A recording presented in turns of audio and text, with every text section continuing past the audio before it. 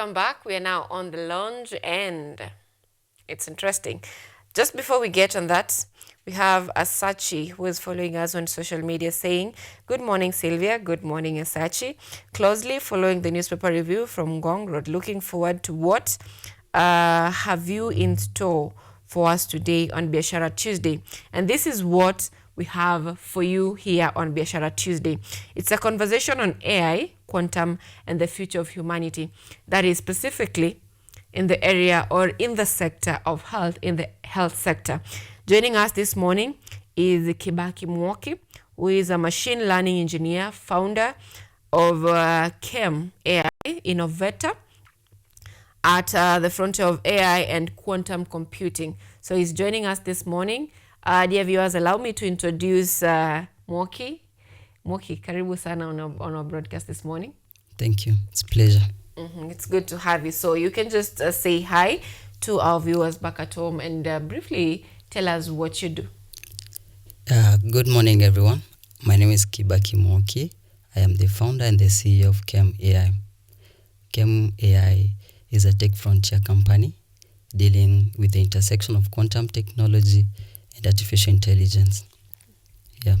All right. So what areas do you cover? Because today we are majorly focusing on health. What other areas do you focus on? Okay, at Qemb.AI we have a bigger vision whereby we want to solve human existential crisis by using and utilizing technology. Yeah, but apparently we are measuring on healthcare. And on healthcare, we are working towards developing a digital twin version of the human body. Yeah, simulate the real human body, but in a digital version rather than having the tissues and stuff. Now we do it in a digital way. All right. Yeah. Now you have a background in computer science, forensic science, and computer engineering rather than forensic science. So did you come up with this idea of now I want to venture in AI? Yeah, actually it's been really a roller coaster. It just didn't happen overnight. Yeah, while growing up, I really wanted to make something out of myself. Yeah, and I really saw technology was quite something for me. Yeah, so once I joined Kenyatta University, I was called for IT. Then I changed to petroleum engineering. Then I went to forensic science. All this trying to search and find where I can fit. Yeah, and then along the way, I also joined computer science. Yeah, and I can say really both forensic science and computer science have been an inspiration for me because forensic science, the biology part, that has led to the growth of the idea and the vision of the human twin. And now computer science applying the concept of machine learning and engineering to intersect the two and come up with a real life solution. All right. Yeah. You've mentioned quite a journey from petroleum to... So how did you find it? Because most of the time you get students going to campus because it's something that they were told by the parents, go do this, go do this. So how did you fight that? Yeah, actually, when I was applying for courses to my university, my dad told me, you have your free will. Just choose what you want to do. It's your life, you know. Yeah, and then I started searching. Initially, I wanted to do medicine. Yeah, but you know, coups and stuff, they didn't favor me. So I ended up in petroleum engineering. Then on my first year, I really had a lot of conflict in me. Yeah, and one day, we went for a long holiday. I was in the farm, and I was really thinking to myself, can I make something out of this? And then I decided to change. So I came back to school, and I had a friend who had told me about forensic science earlier on. Then I said, let me give it a shot. Yeah, so I ended up changing again to forensic science. Yeah. So this is a journey of how many years? Now I'm in my final year, both the forensic science and computer science. Yeah. That's very interesting because at your final year and you've already begun a company. So most of the time when we have a young person come up with a brilliant idea, Yeah. there's always the challenge they face when it comes to now bringing this idea to light Yeah. and pitching it to potential investors or potential clients, Yeah. probably because of age sometimes. And sometimes it's just because, someone looks at you and is like, no, you are not qualified enough. Yeah. So how do you handle these steps or these challenges?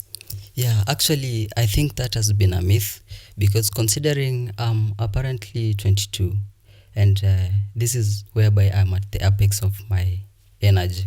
So at this point in time, I have the most of brain work. I can handle a lot of things at the same time. Yeah, and it's been okay. We can see it's a challenge, but again, it's an opportunity. When people say you can do this and you have the chance to do, so you prove them wrong. But it's not really about proving them wrong, but just so you know, like now I have a lot of energy, I have time. Maybe the challenge could be finance, but I have the time, I have the energy. Yeah, so I can do it. It's not about age, it's about what you can do at where you are at that point in time. Yeah. How has it worked for you in terms of doing the pitching, especially? Yeah, actually, when you about pitching. Yeah, because this is something new. I'm looking at it in this perspective. It Yeah. is something new. Yeah. In fact, for me personally, Yeah. I heard of a human twin and I'm like, okay. Hold on. A human twin. Now you're bringing this to a hospital. Let's say you're bringing this to maybe KU referral, or you're bringing researchers on board. Yeah. Now convincing them that this is something that is going to be huge. Yeah. How do you do that? Okay. I believe for every challenge there is a solution, and every breakthrough you see that has happened over in time and in history, it is started with an ambition, right? Yeah, just like today you can talk to someone in America in real time. So like 100 years ago, that will be maybe a magic. Yeah, and considering now we are in healthcare and we have like the real data, we have the human beings, we can also do testing with animals. So I think it's really achievable because the biggest challenge could be having data. Yeah. And now that we have the data, then it's just incorporating technology and adhering to the ethics and stuff, and then we get everything done. Yeah. Yeah. We'll talk about ethics a little bit later. Right now, there is this project that you're currently undertaking that is QPT1, breast cancer detection model. Yeah. How does it work so far? Yeah, actually, we have the QPT1. Yeah, it's on my website. I don't know if we can have a check on it, maybe later on. Yeah, but basically, it's an AI detection model for breast cancer. Yeah, so this is what is happening. I have trained the AI model on mammographs, real mammographs from Ving Doctor Mammogram. It's a hospital in Vietnam. Yeah, so we train the AI, and then it's a detection and classification. We call it YOLO plus VIT. So let's say, for example, the end game is to integrate it with the scanning machines for the breast cancer. Yeah, so when let's say you have a patient who is maybe you're suspecting to be ailing from breast cancer, the only thing you can do is just put them via the machine, and then the AI can detect if there is any abnormality and identify the exact location where is the abnormality, and classify: is it cancer, is it abnormal, is it malignant? Yeah. So far, do you get any challenges taking this to hospitals? I can't say I've had any challenges because earlier on I liaised with a professor. He's a specialty he's an oncologist actually. Yeah, so the biggest challenge I think will be pulling up the human resource, of which I don't think it's a problem because I'm based in an institution. Yeah, so that will not be a challenge. So the project is already completed. It's even rolling out to hospitals, or it's underway? Yeah, it's underway. All Yeah, right. but yeah, for fostering the challenge that would come up, I would say it's a human resource, of which I don't think that is a challenge. Yeah, now that I'm based in an institution, Yeah, so that will not be a challenge. Yeah. So this let me understand this. So this, you're doing it in collaboration with probably professors and using university facilities. I can't say it's university facilities, because the main deal here is the technology part. Yeah, the professors come in whereby you need to validate, because now healthcare is such a sensitive sector, so they need to validate, are you using the real data? Yeah, and this model you are bringing up, is it following the ethics of code? Like, is it up to standard of the medical sector? So it's like they are just laying a blueprint on what you should do to ensure that the AI is operating just like a normal human being. Yeah, just adhering to the protocol. All right. So Yeah. how do you like collect data in ethical ways? Because we've had cases in the country, especially I don't know if I should call them startups, Yeah. but companies, AI companies, most of them, we've seen that they really exploit consumers Yeah. because there's nothing in this current world that is for free. Yeah. And as much as we're saying that, for example, you're saying ChatGPT is free, Yeah. but then again, they're feeding on your data. In as much as you're saying Google is free, Yeah. but then again, they're feeding on your data, because you'll Google something, the next thing you're seeing, you're getting ads on your timeline. So there is absolutely nothing for free for this matter. So how do you collect data in an ethic way? Yeah, actually, And also, yeah. where do you get this data? Okay, let me clarify on that. I'm using, I think I mentioned earlier, I'm using data from the Dr. Mammogram dataset.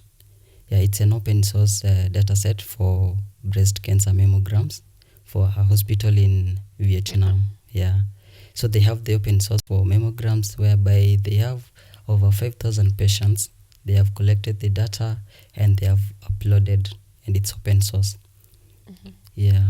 Okay, so this is something that you currently, Yeah. it's not that you're like going to hospitals, you're just using data that it has been there before. Yeah. And now all right. Yeah.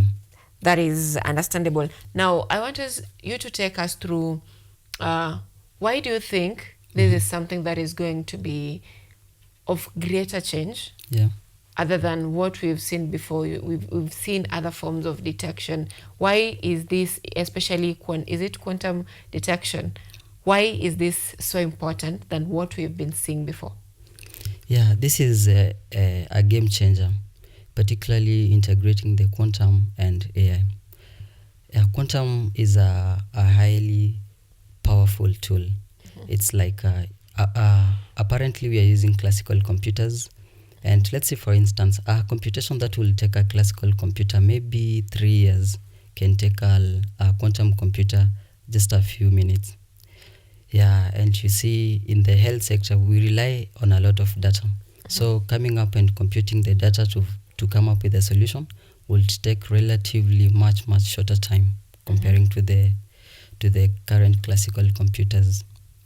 Yeah. So I've heard of people saying that, things to do with AI, probably quantum AI or experiments to do with AI, developing something using AI, most of it are often experimental. So in this case, how sure are you that it will deliver like real results? Okay, this is what is happening. Yeah, after I've completed the QPT1, so I'm doing QPT2 now. So that is what, after QPT2, I think I'll be done in a few weeks. Afterwards, it's when I want to start the pilot testing in hospitals. So this is what will be happening. After we integrate the AI model to the hardwares, now we will be checking on the results of the AI detection in comparison to the radiologist per se. So we'll be comparing the results between the two people. And now we try to come up with a comparison: who is better, what can be improved, how can it be done. Yeah. All right. Now, how does your team look like? Because you mentioned you're working on something. This definitely it can't be a 1 month army. Yeah. How does your team look like? Yeah, we are on a team of 3 people apparently. Yeah, all we are the tech service working on the technical part. Yeah, but now after this, it requires a collaborative effort. Mm-hmm. Yeah, so we need to find partners, we need to find collaborators, we need to find more researchers into this. Just that we are starting, and obviously when you're starting, you need to you obviously be alone or maybe a team of a few people. But then to expand, you need other people on board. Mm-hmm. Yeah. So you're a team of 3 people. We have very many hospitals. I don't know the number, so I can't mention very many hospitals in the country. Yeah. And you've mentioned your website says that you intend to have disease-free future, something related to that.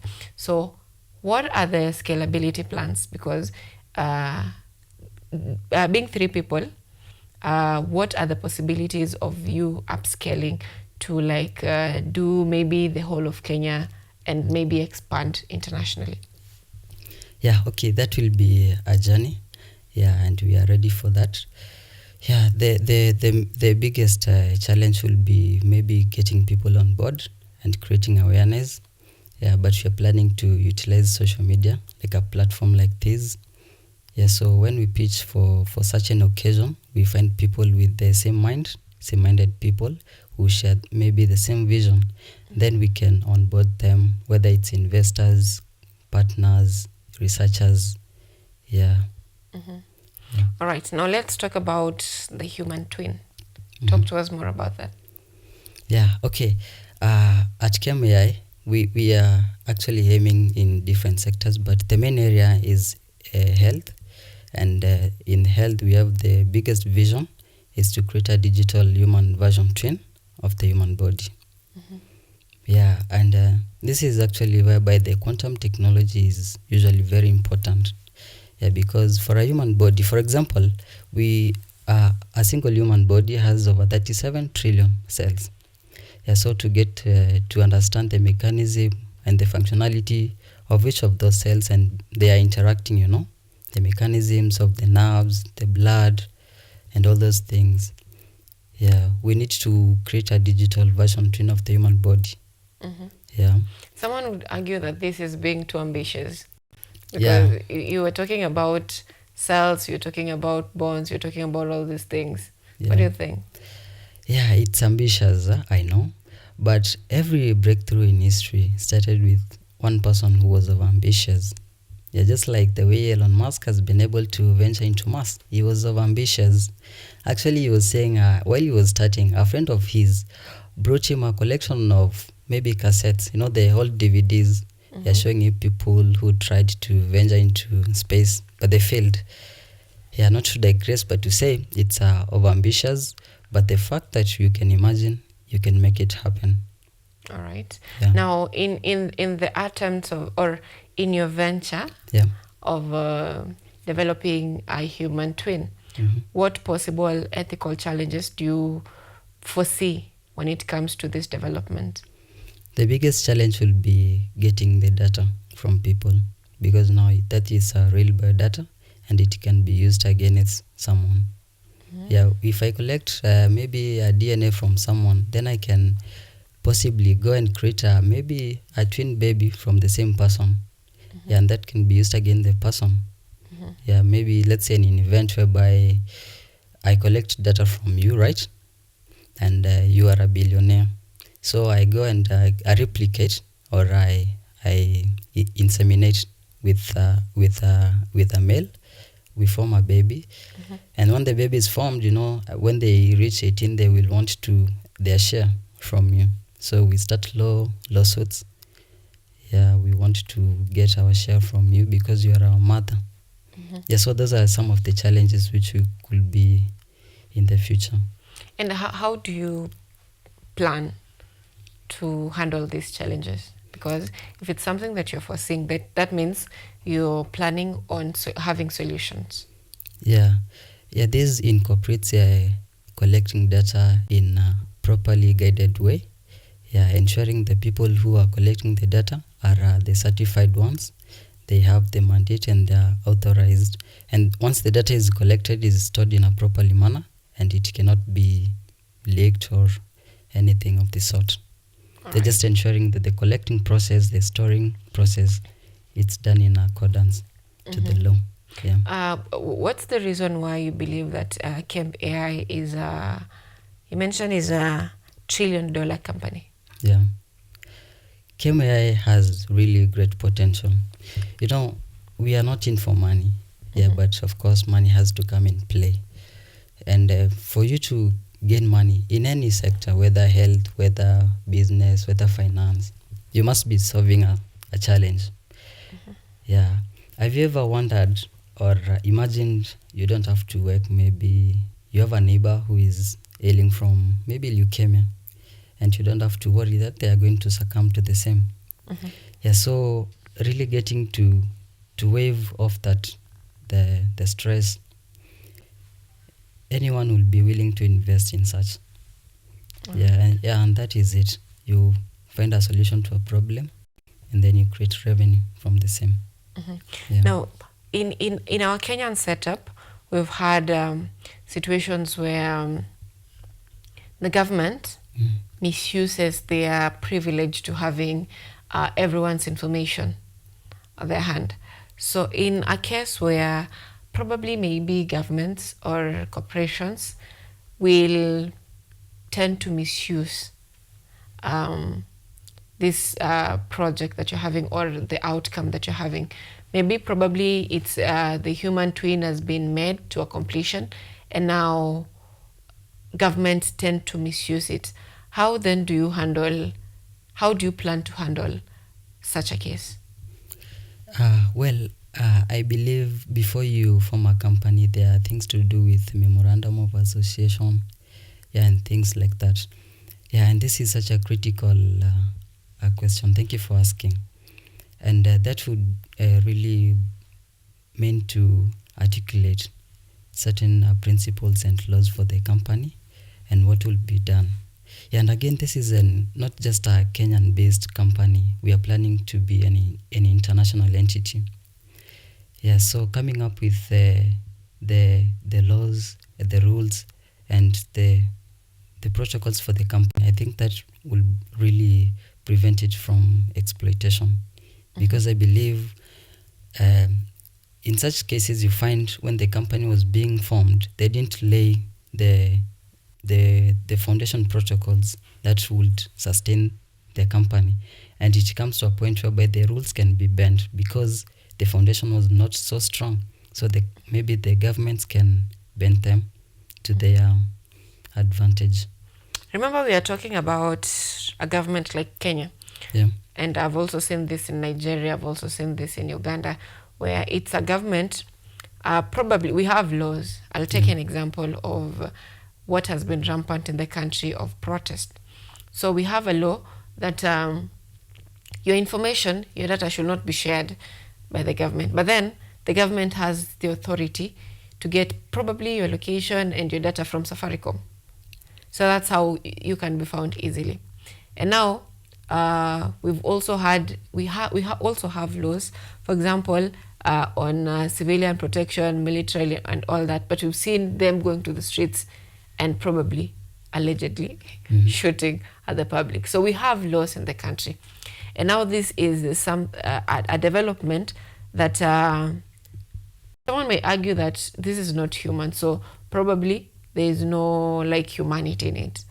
So how I'm looking at it from a perspective that this is from the Kenyan perspective, this is a government that most of the time will overlook laws, and you've heard of situations where laws only apply if you're not in power. So how exactly do you intend to handle this? Well, that's really critical. And again, I believe having the company, having a strong foundation, you should have people who really know what the company is in for. Like the partners, you have to lay a good foundation, and the memorandum of association, how you're going to operate. Okay. And again, I believe we have a constitution.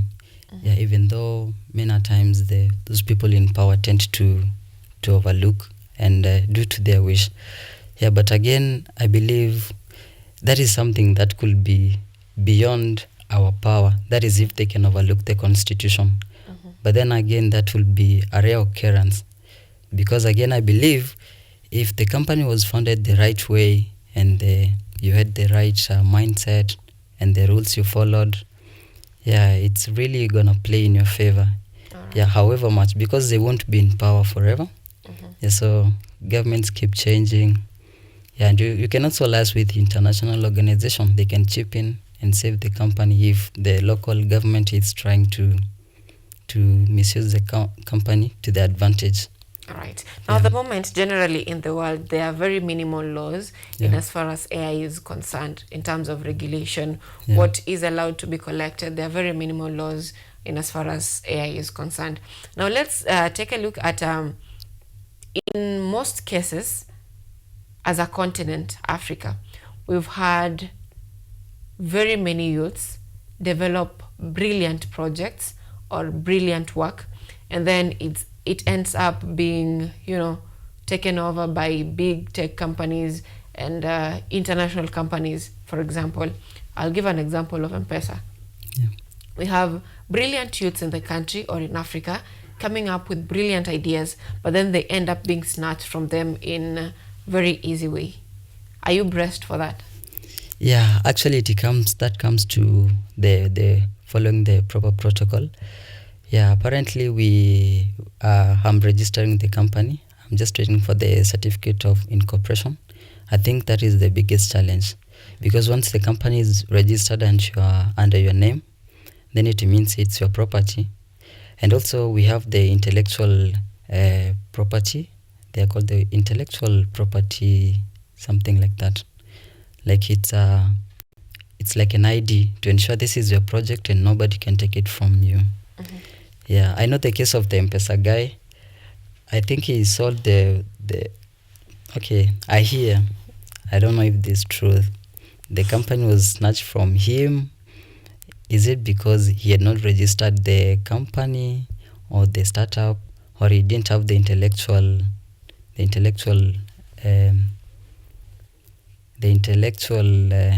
what do we call it? Corporate, yeah, something like that. Yeah, I think that is what happened. And once you don't have that, you see the Safaricom, they are sharp. They are a company, they've been through all these protocols, and they just take the idea, the startup, they pay you a few dollars, they go, they take the intellectual, and it's their company. You can take it back. Because so the law patents. patents. Umejipanga. Yeah, I'm prepared. I'm already registered the company. I'm just waiting for the certificate of incorporation. Yeah, and that way it's hard for someone to take it from me. Where do you see the company in the next 10 years? In the next 10 years, by impact or by what? Generally. Impact, growth. Yeah. Okay, I'm foreseeing a future whereby we don't have to live with worry about malaria, I don't know, breast cancer. Yeah. In 5 years to 10, I'm seeing it to be an international enterprise. Yeah, by impact. Yeah, especially in the health industry. They're solving the most technical and the most challenges that have been in the health industry. Yeah, because again, you see, in the health industry, most of the cases, like the coronavirus, it's a human engineered disease. So if it's human made, then it can be broken also. And that's where I'm coming to. How are you planning to handle, let me call them health cartels? Because it's an industry where it's a business. Yeah. It has to be profitable. There is, if you're keen on probably the developed countries, you'll find that in this is also in Kenya. I saw it, I think it's in Narok, I don't know, where you're having probably a club, then in the vicinity there's a rehabilitation center. You have maybe a fast food shop where kuna the marinated chickens and all that, fried ones zenye zina mature in 3 months, kuku imekuwa kubwa. Then close to it there's probably a clinic, a hospital, or a gym, something like that. So it's also the same thing with with health. A medicine will be created, but this medicine probably it won't heal you. It will suppress your pain or reduce machungu kidogo.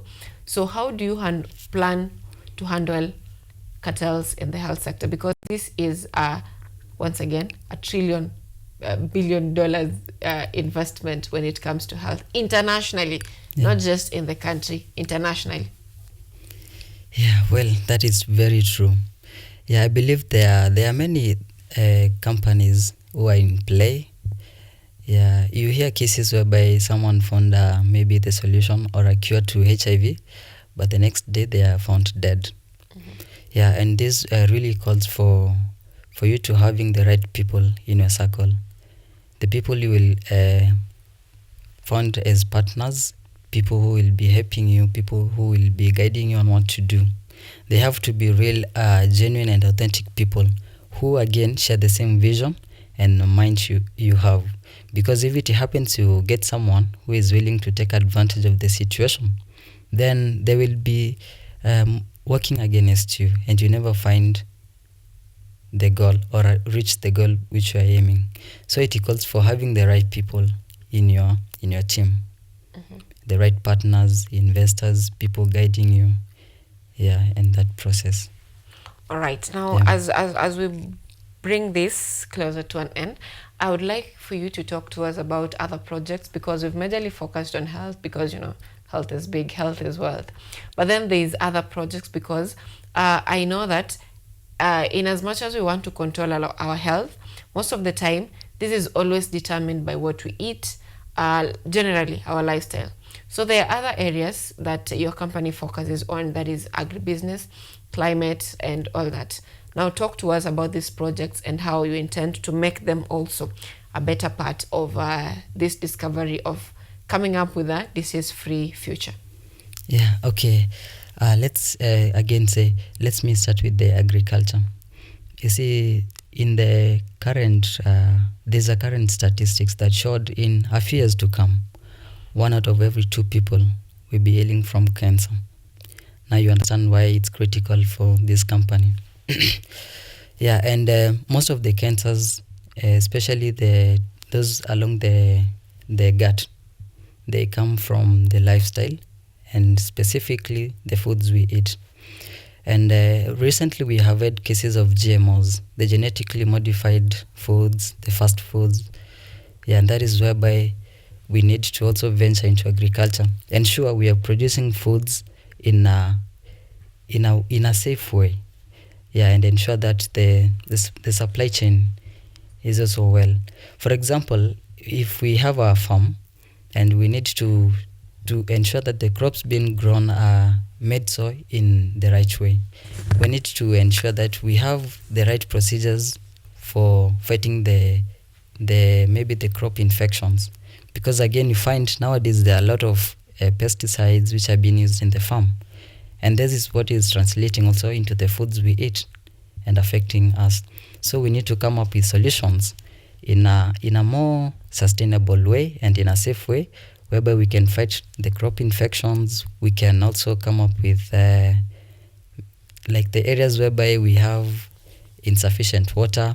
We can also improvise and use technology to find more sustainable ways to come up with irrigation. Yeah, maybe capture rain from the clouds like they do in Israel and stuff. Yeah, so that is what we are planning to do, maybe on the agriculture sector. Yeah, just that we have not so much in depth entered into it, but it's in play also. Yeah. All right. Any final words to our viewers back at home? Okay, before we get to the final words, this is a Biashara Tuesday show. So normally we give our viewers insight, trade secrets, and everything in between. So are there profitabilities, ventures in your research? And if there is a youth out there who probably wants to venture in probably research, is there any venture that currently is profitable that they can venture in terms of research? Yeah, there's a lot of research to be made, especially now in the advent of artificial intelligence. Yeah, actually, you see, like the company OpenAI itself is not an AI company; it's a research company. Yeah, so there's a lot of research to be made, and artificial intelligence has made it more robust, and a lot of people now are gaining also spaces in such places. There's research in health, research in agriculture, research everywhere. Yeah, like the other day, the United States Army, they paid, Scale.AI. Scale.AI is also a AI company. Yeah, they paid them $99 million to research. Yeah, so there's really a lot of jobs out there for research. If anyone would like to get into research, but again, you need to have a skill. Yeah, because those people, they need people with high skills. They're not just hiring anyone. So you need to equip yourself with a skill, and then you're helpful to the market. Is this the same for tech development? The Scale AI, or tech development, like what you're doing? opportunities. Yeah.